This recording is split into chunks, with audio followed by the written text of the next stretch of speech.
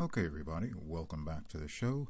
The title of this episode is 20 Major Problems with the Rise of Skywalker. So let's get right into it.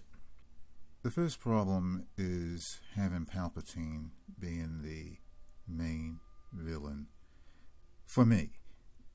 Now, pure and simple, I'm just not a fan of the guy. Going back to The Empire Strikes Back, The Last Jedi, never really liked the guy, to be fair. Thought he was just sort of a one-trick pony. He only had that one move with the lightning coming out of his fingers. He was old, didn't like his voice. He was crinkly. He just sat in a chair the whole time. Just never really was a big fan of the guy. I mean, you give me Darth Vader, I'll take that guy. You could give me 9 episodes of Darth Vader and I would just eat that stuff up. But Palpatine, just not a fan of that guy. So when I see this episode, and mind you, for 2 years, I'm one of those guys who goes into like a media blackout in between episodes. I don't watch the trailers or the spoilers or nothing like that. Really had no idea this guy was going to be a part of this at all. Even though, to be fair, you can, if you hear the trailer, I think his voice is in it. So I did hear that, but nothing else. And, just having his voice, that could be anything. So to walk into the theater, to get the crawl, right off the bat, dead speak, Palpatine this, Palpatine that, right off the bat, I'm saying, oh boy, here we go with this guy. So already I'm a little turned off with this guy being on the center fence. Now, that's a problem for me. There's possibly people out there who just love the guy and that was like a big plus. But for me, that was a major problem. Okay, next. I just felt they was literally cramming every possible person in this episode they could. Just for the sake of cramming them in to this episode. People who had no business being in this episode, that they just felt they wanted to put them in there just to include everybody, every possible character that was in these 3 episodes. We're going to give them one last comeuppance, one last bow, however we have to do it. And I'm going to give you 4 examples. First of all, sadly, I'm going to say Princess Leia. Now, let's be fair. With all due respects, she did not have to be in this episode. If you look at what she contributed nothing to the story. She didn't advance the story at all. She could have easily have passed between episodes and it would not have changed not one thing that they did in this film. Every time she came on the screen, you weren't even, what she had to say was totally non-substantive, and because of that, you're not even paying attention to what she's saying. You're saying to yourself, okay, is this a line from The Force Awakens? Is this an outtake? Is this CGI? You're not even really caring what she's saying. You're just distracted by the fact, sadly, she's not around anymore, and why is she there and all that. It was just totally gratuitous and unnecessary. Second example I'm going to give is Han Solo. Now, I know there's going to be people who say, wait, oh, no, hold on now. Don't go there. Han Solo was one of the favorite parts of the film, and I brought tears to my eyes. I was crying like a baby, and it was so important to establish this, that, and the other, and blah, blah, blah. Okay, look, I get that. It affected a lot of people that way. I entirely endorse your feelings on that. But it just didn't affect me that way. I saw it differently. Be it as it may, I was much more cynical about it. I'm saying, when I see Han Solo, I'm thinking, oh my gosh, why is this guy here? He totally didn't have to be here.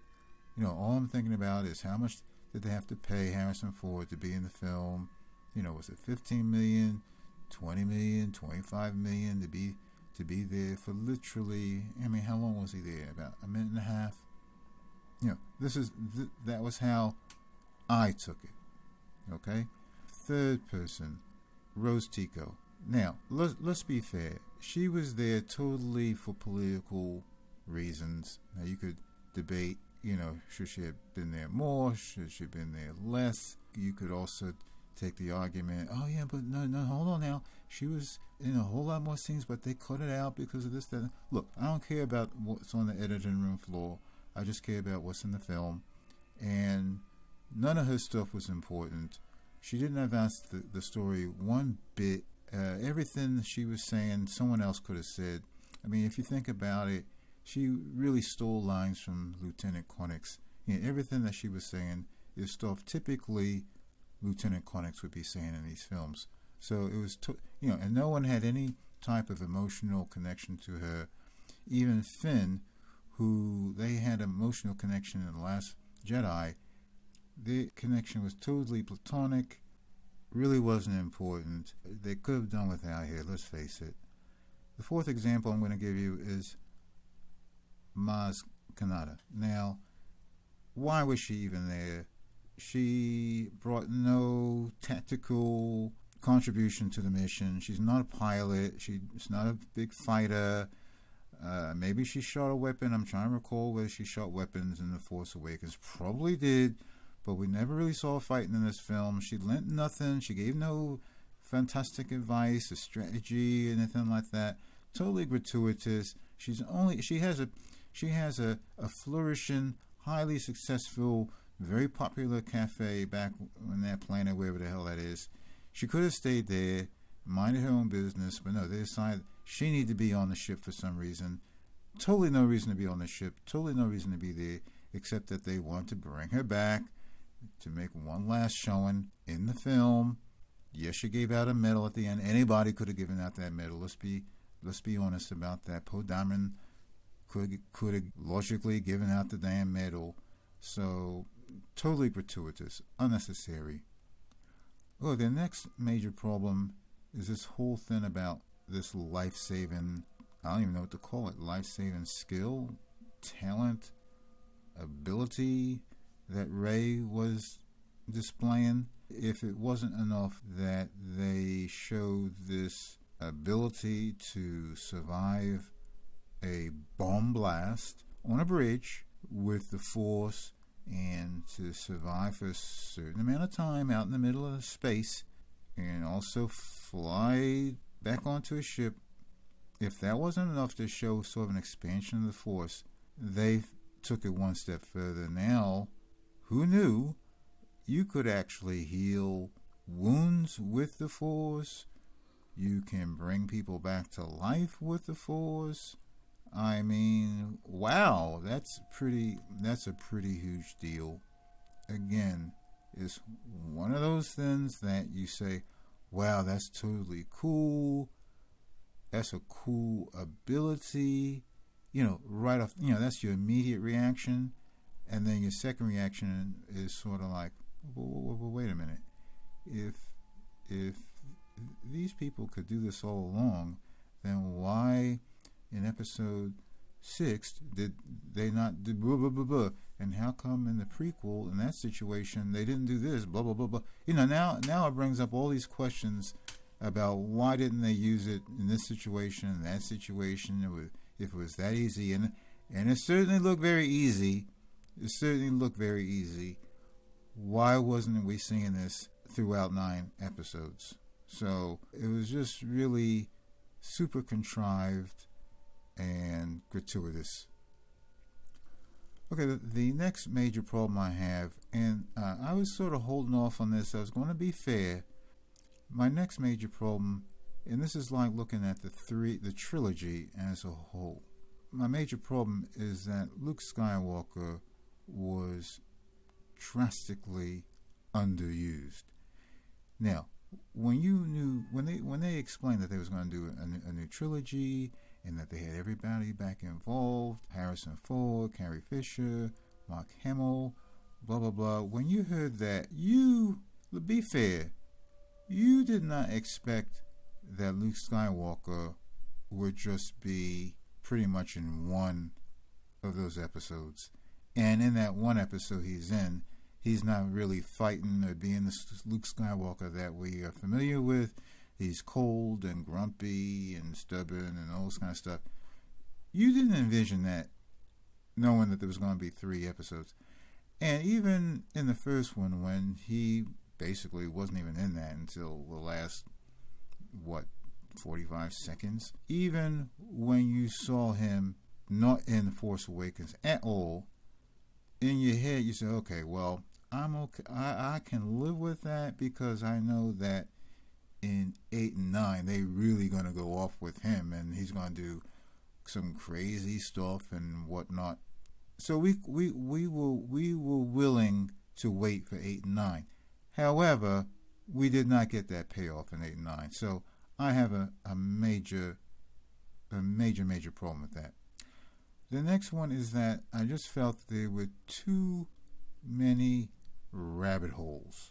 Now, yes, this is a Star Wars film. This is what they do. They go to different planets. They're very exotic. They all have like 3 or 4 moons and very, very nice colors in the distance, and moon rises and stuff like that.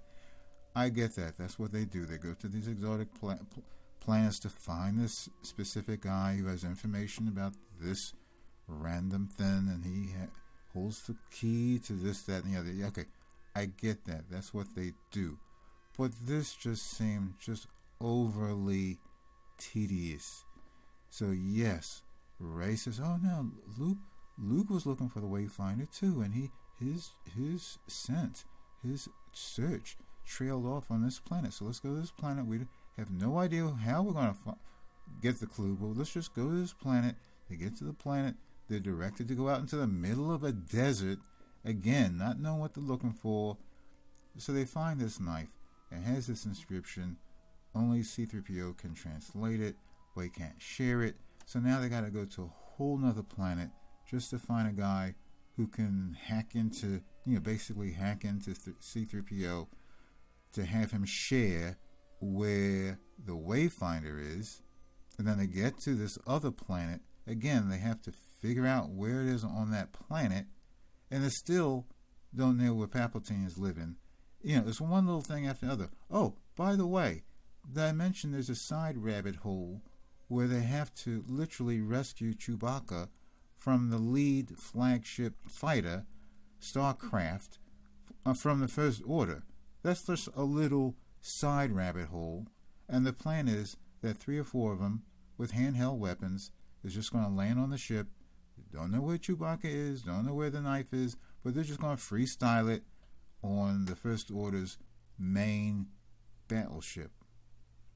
So again, yes, I understand this is what they do in Star Wars, but in this case it just seemed annoying, and it got to be a little tedious. Okay, the next one is that I thought the ending of the film was just anticlimactic.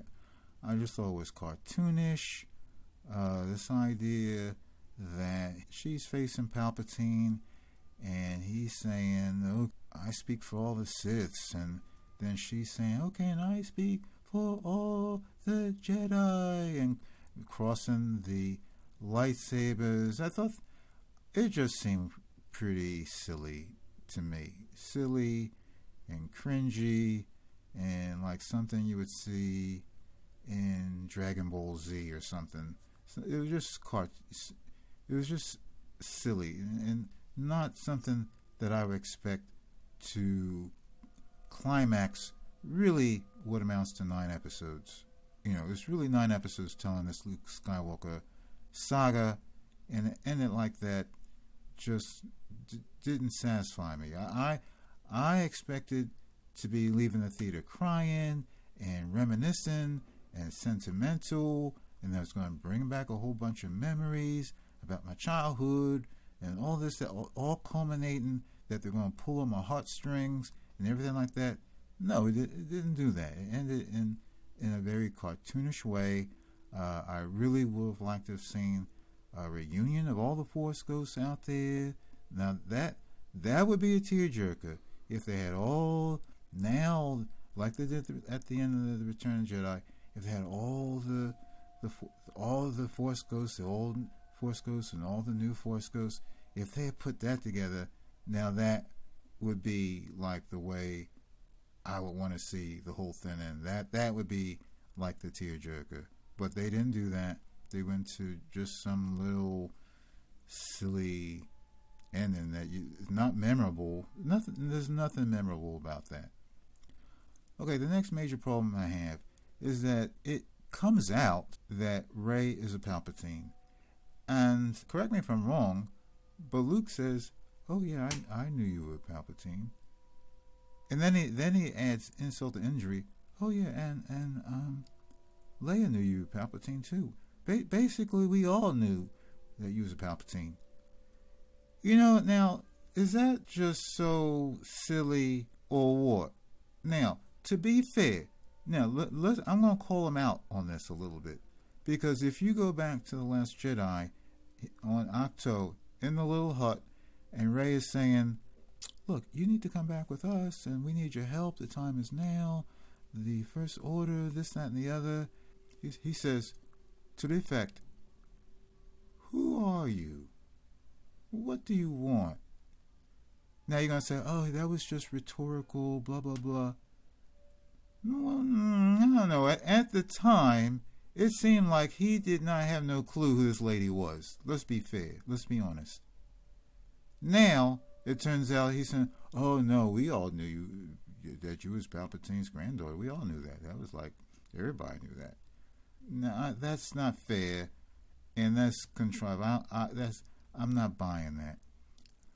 Okay, the next problem is this idea that Palpatine could not find Rey to save his life. Now, that just really doesn't make any kind of sense, and on two levels. Now, first of all, Palpatine sent this guy down to Rey's planet where she was living with her parents. That was his task, to find Rey and I guess bring her back. Now, what they found were her parents. We are led to believe took the parents, put them on the ship, and killed them on the ship with that knife. That's what we're led to believe. Meanwhile, we are also led to believe that small child Rey saw the whole thing. I mean, didn't see the killing, but saw them being taken away, saw the ship flying away. Someone seemed like they were holding her back. So she was right there. So it's not like she was looking out from a ditch or looking out behind a big rock. They make it sound like she was front and center right there. And when this guy goes to report back to Palpatine, says, "Look, we found the parents. We couldn't find Rey." But just common sense would tell you she's on that planet somewhere. And you mean to tell me Palpatine didn't have the resources to scour that planet and find this girl? I mean, really? That's on level. That's on the logical level. But secondarily, you mean to tell me that Palpatine couldn't find her telepathically? I mean, this is the guy who made Snoke, mind you, and Snoke connected kylo-ren and Rey telepathically because he just had the power to find people, search people, manipulate the brains, reach into the minds and stuff. Palpatine couldn't send messages to Rey somehow, or locate her telepathically somehow? That just seems hard to believe. So I have a little bit of a problem with that.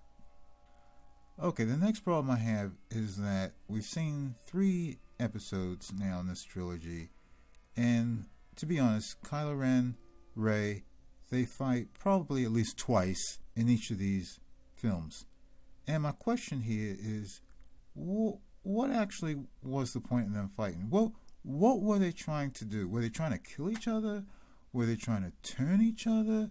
I mean, they was fighting and fighting, but as soon as they would hurt each other, stab each other, they was quick to almost apologize and heal them up because they don't want them to die. I mean, at one point, Rey literally killed the guy, but then brought him back to life. I mean, then what was the point of killing him? Why are you two guys even fighting if you're not willing to kill the other guy? I mean, we just saw this going on for 3 episodes. About 2 times in every episode, they fighting to the death. But if they ever injured and killed the guy, they don't. They are rushing not to kill the guy. It just makes no sense whatsoever. So I just kind of don't see, never really saw the point of what they was trying to achieve by fighting. Okay, the next point is that in this episode, there's really no groundbreaking CGI. Now, if you want to go back to 1977, when this film came out, Star Wars was synonymous with groundbreaking CGI. It wasn't even called CGI back then. It was called special effects because, frankly, CGI, that term wasn't even around yet because computers were not sophisticated to have created CGI yet. It was still in its infancy, so to speak. So back then it was still called special effects. And the film was notable for having the most sophisticated, groundbreaking special effects ever seen in a science fantasy, blah, blah, blah. You know, the idea that you have a lightsaber that lights up and all that. Had not seen that before. That was totally new. To have TIE fighters and fighters flipping around in space and doing all these maneuvering. Never had seen that before, so all that was groundbreaking. And even the subsequent episodes introduced new special effects. And eventually it went to what we call CGI. Eventually it went to that. But when you went to a Star Wars film, your expectation would be that you was going to see some special effects that you had never seen before. That they was going to raise the bar on special effects. And in this episode, no, there's nothing you're going home saying, oh, wow, that was Star Wars. Oh, yeah, they delivered with this particular CGI effect or something like that. Now, you're going to say, well, what did they do in Last Jedi? Well, I mean, we're calling it the hold-on maneuver. That was pretty mind-blowing. At the time, when you saw that, that was something you went home and you was replaying in your mind how that really was pretty mind-boggling. Okay? But let's be fair. In this film, there's no CGI moment where you're saying, wow, they've taken this to a whole new level. You know, The Matrix was groundbreaking, took things to a whole new level. This episode really was basically your routine CGI, nothing special you're remembering. And, you know, that's a major disappointment. Okay, the next problem I have is that Finn. Who does Finn fancy in this film? Now, going back to Force Awakens, we see him really chasing Rey all over the place, wanting to help her all over the place. We really thought that they were kind of a thing, right? I mean, that they had some type of relation that was more than just friends. Let's face it, Finn liked Rey, and he was trying to get with Rey. Let's just cut to the chase there. At one point, I believe, correct me if I'm wrong, he even asked her whether she has a boyfriend. And I don't remember what she said. I think she was being kind of coy about it. So they was clearly flirting about it, flirting around. They was kind of trying to get with one another. Let's be honest. So that was in Force Awakens. Last Jedi, you know, famously, Finn and Rose had, I'll call it a relation. I'm not going to call it a relationship. Clearly, by her own admission, Rose was fangirling over Finn. Said that publicly, and near the end she said what she said, and I'm not even going to repeat it. So they were kind of an item, so to speak. I mean, he dragged her off the battlefield out of compassion, love, whatever you want to call it. So they had like a little something happening there. Now in this one, I just felt that it was all over the place. I mean, again, he's following Rey all over the galaxy. Yeah, I gotta help Rey. We gotta do this to help Rey. Where's Rey? No, Rey can't do this alone. Well, just on and on and on. Like, I mean, who does that? I mean, you're gonna say no? He's just being a good colleague.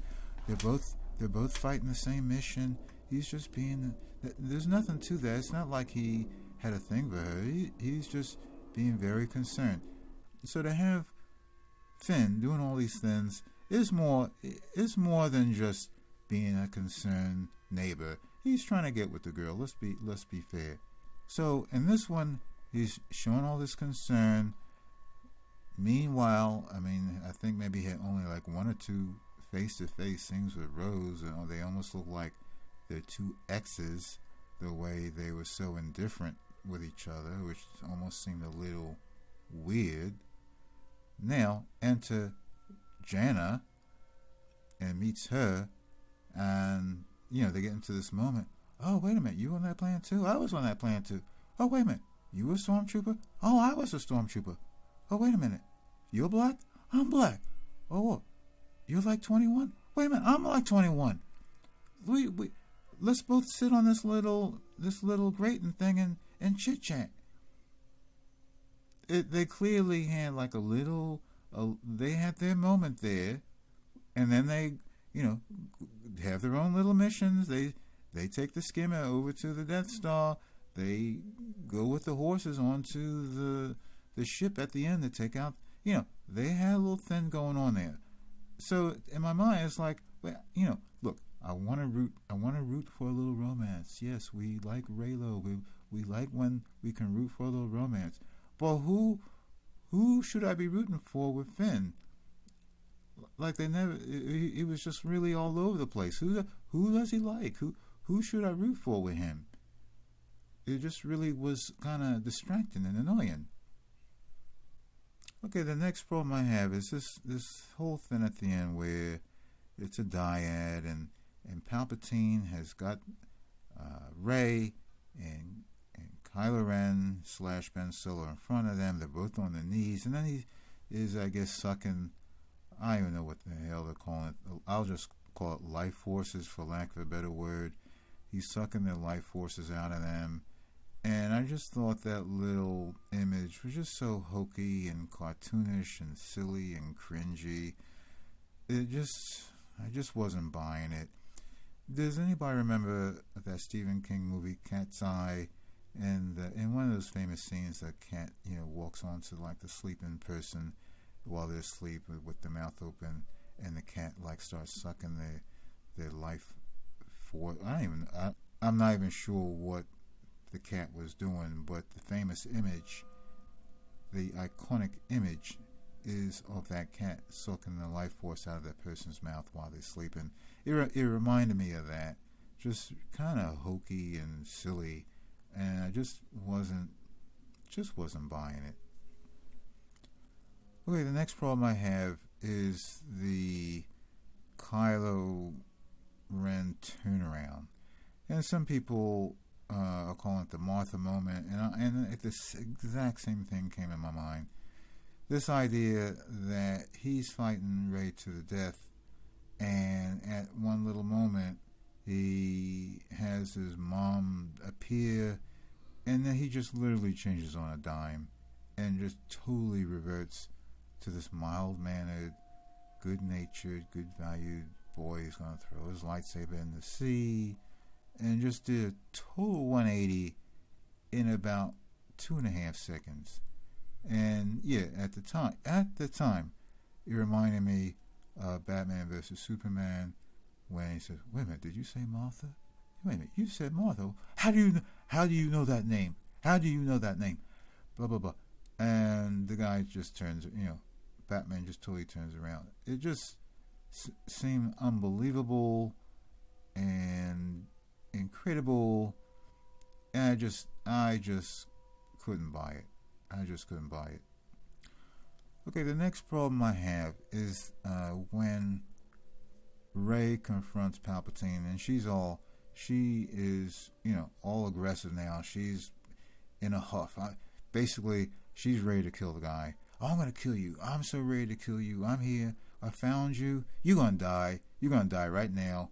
I'm gonna strike you the hell down." And Palpatine basically says, "No, hold up now.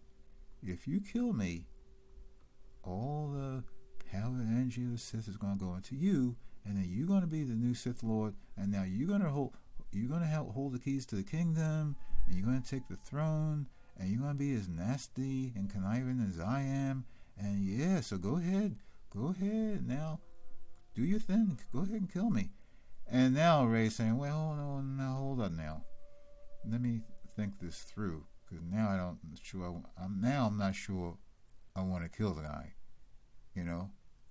And then later, when Palpatine has Kylo-Ren and Rey in front of him, he's like, oh no, this changes things. Now I can just suck the life energies out of both of you, and then I won't have to die after all, and that's going to be even better. You know, it just seemed like the guy was making things up as he went along. Like, we're not in a position to call the guy out. We're not in a position to say, oh, that's not true, that doesn't make any sense, that's silly, that can't happen. We're literally taking his word for everything. If he says, oh yeah, if you kill me, all the power of the Sith is going to go. He could just be making this all up to get out of getting killed. Why are we just accepting this on face value? Why are we accepting this on face value? Which just brings you back to another thing. If you look at the beginning of the film, when he's meeting with Kylo Ren, he says, kill the girl. He specifically said that. I've specifically seen the movie 3 times just to make sure what he said. And when he met with Kylo Ren, literally in the first 2 minutes of the film, he says, kill the girl. Now, it turns out, in the end, he's saying, oh no, I wasn't looking to kill the girl. I was just looking to find her and groom her to be the next empress. And look over there. I built a throne made out of stone that's hardest to rule the world. Oh no, of course not. I wouldn't want to kill her. No, you have just totally contradicted yourself. That doesn't you're not making any kind of sense. So the point I'm making here is that the guy is just all over the place.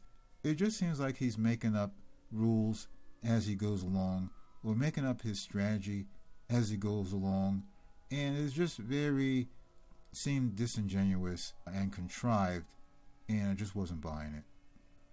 Okay, the other problem I have is that they bring up the Holder maneuver, and by now, if you're watching this video, you know what the Holder maneuver is, and it's just really dismissed out of hand in about a half a second. So, why don't we try the Holder maneuver? And the guy says, oh, that was like a 1 in a million thing, and they just move along. Now, hold up now. 1 in a million. Now, they try to make it seem like, oh, all those circumstances couldn't happen again at the same time. That was a 1 in a million chance. Then so many chancy things had to happen. That couldn't happen again. Now, mind you, all this lady did was point the ship at another ship and press a button. That's all she did. Let's be fair. You're going to say, oh, she tapped in coordinates. Yeah, she tapped in some coordinates too. And then she pressed play. And she got her Holder maneuver. They're making it sound like, oh, that's too calm. You have to wait till the thing. No, stop. It's actually very simple. You just turn your ship around and face the other ship and press play. That is just set the dial to light speed and press a button. It's that simple. So don't give me that, oh no, it could never be replicated, blah blah blah blah blah blah. So, why even bring it up if you shouldn't have brought it up at all if you're just going to make it sound like it couldn't be done. But see, you started that in the last film by making this maneuver, so now you almost forced to address it in every other situation. You know what I'm saying? So the fact that they bring it up or just dismiss it, I just wasn't buying it. Okay, another problem I have is this idea that Palpatine was the quote-unquote puppet master all along. That, oh no, see, I invented Darth Vader, and I invented Snoke, and I basically invented you, and I have Snook in a jar, and more Snooks in a jar. Oh, I've been around all along. I've been pulling the strings on everything and everybody throughout the whole saga. Now, to me, that just came across as so contrived. It reminded me of the James Bond film Spectre. You know how the guy says, oh, yeah, well, guess what? I was behind what happened to you in Casino Royale. I was behind what happened to you in Skyfall. I'm the one that killed your girlfriend. I'm the one who did it. I'm the one who paid the computer hacker in that film. I was behind him. I was behind all these villains from your last 3 films. That was me behind all of it. To me, that just seems so convenient and contrived. And I'm not buying it. I mean, let's be fair. It was never drawn up that all these episodes was going to be tied together by Palpatine until literally a couple of years ago. Let's be honest about that. Okay, the other problem I have is with the kiss, the famous kiss, rey-lo or Ben Solo, frankly. Rey kisses kylo-ren, or parentheses, Ben Solo in parentheses. And I don't know what it is. I just had a problem with that. Now, there's a lot of people, been wanting them to be together and this and that and the other. I just never really was comfortable with them as like a couple. I don't know. Just over 3 episodes, they've been bickering back and forth. It just, to me, I just almost saw them as brother and sister, if anybody can relate to that. Now, I know logically they're not brother and sister, but, we always wondered whether they was related or not related. Okay, come to find out, they're clearly not related, but their relationship just kind of seemed like almost sibling rivalry, so to speak. So to see them now kind of kiss just sort of seemed, it just seemed a little weird to me. I don't know if anyone else felt the same way. And now you can say, oh no, but see, it was just a little congratulatory kiss. It wasn't like a romantic kiss. It was just like, oh, we got through this. Oh, you're alive. Oh, thank God you're alive. It was that type of kiss. You're reading too much into it. And I'm gonna say that no. I've seen the film 3 times, and I've watched it specifically because I had this question in my mind too. Am I overreacting? Am I overblowing the kiss? Because it could be just like a little congratulatory type of situation. So let me take a closer look at this kiss. And guys, look, this kiss was not one of them kisses. This was an extended, prolonged, romantic kiss. Let's just be honest about it. And it just seemed weird to me. I don't know how else I'm going to put it. Okay, the next problem I have is that Ben Solo, and I'm going to call him Ben Solo, he flies back to Palpatine's house, and I guess I don't even know what his plan was. He didn't have a lightsaber. I guess he felt he needed to defend Rey. Who even knows what his plan was? He doesn't have a weapon. He's not even dressed for battle. He's wearing like a cardigan sweater from like J. Crew or the men's section of Brandy Melville. Who knows what his plan was? Wearing loafers probably. And despite that, despite all that, he dispatches the Knights of Ren probably in about 25 seconds. And these are supposed to be, now, I mean, correct me if I'm wrong, these guys are supposed to be, I thought, very elite fighters. And he let Ben Solo take him out. And it wasn't like the throne room scene in The Last Jedi where they really had to, battle these guys and they kept coming back.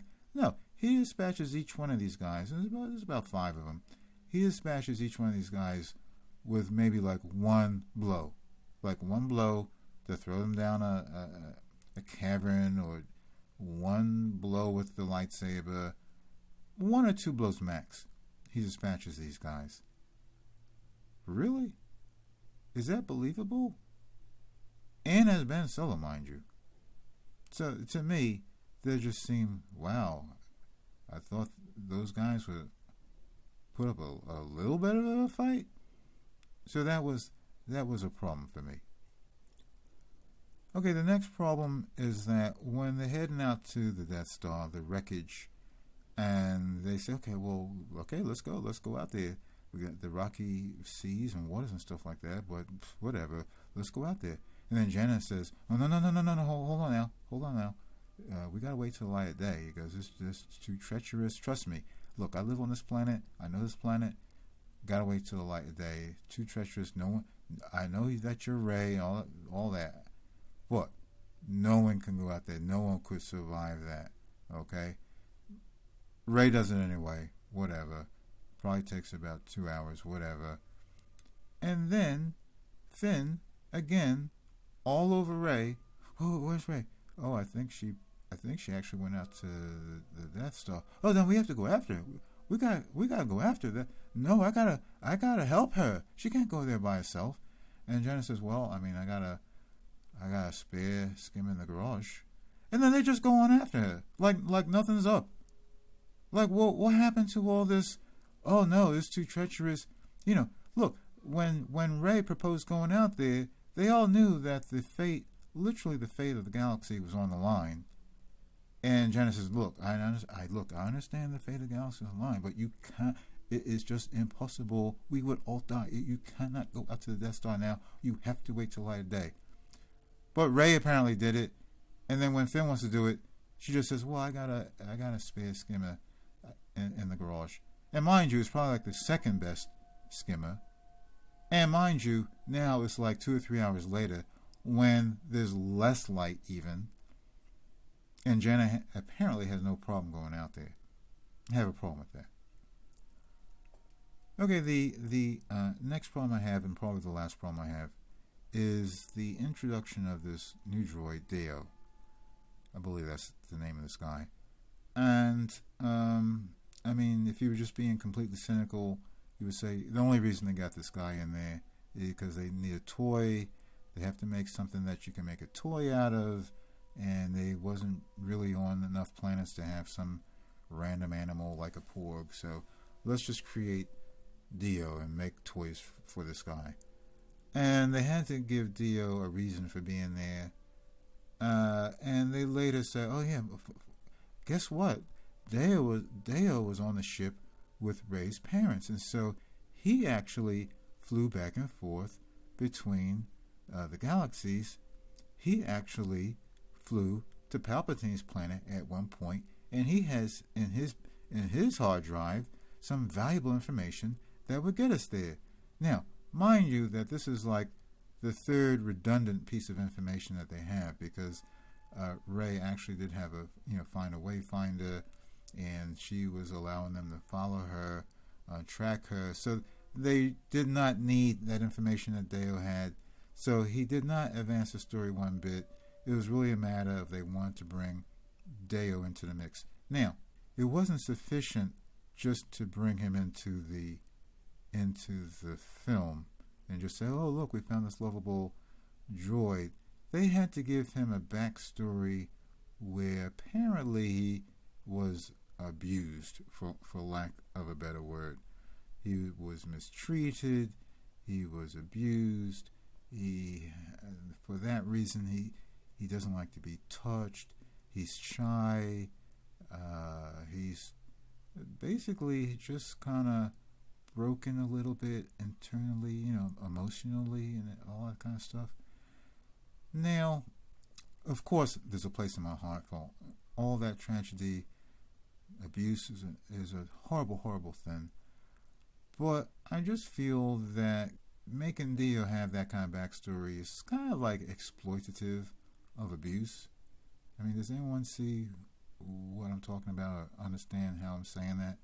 Like, it's not enough for us just to put the guy in the movie. We have to we have to contrive, and let's be fair, we have to contrive a way where people will actually have an emotional connection to him. So let's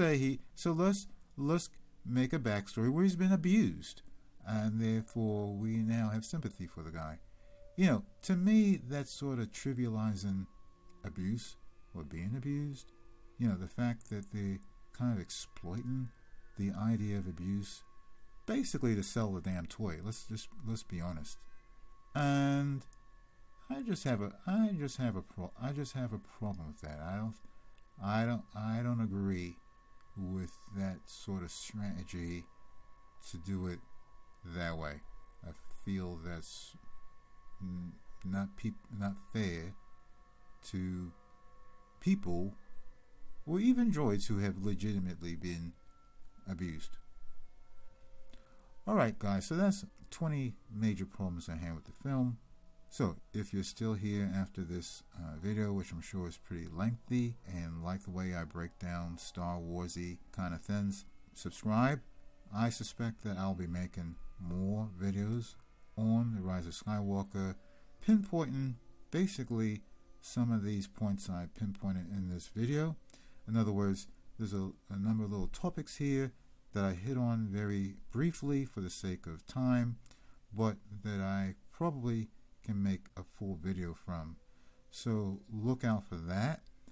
Also, if you like my presentations, I did a 20 video package for The Last Jedi. There's a link to that playlist in the description box. So if you want to click on that playlist and just take a look at the titles that were part of that package, and maybe there's something there that would appeal to you, that would be great. But otherwise, I would like to thank you for checking out this video, checking out my channel, and I hope to see you soon. Bye bye.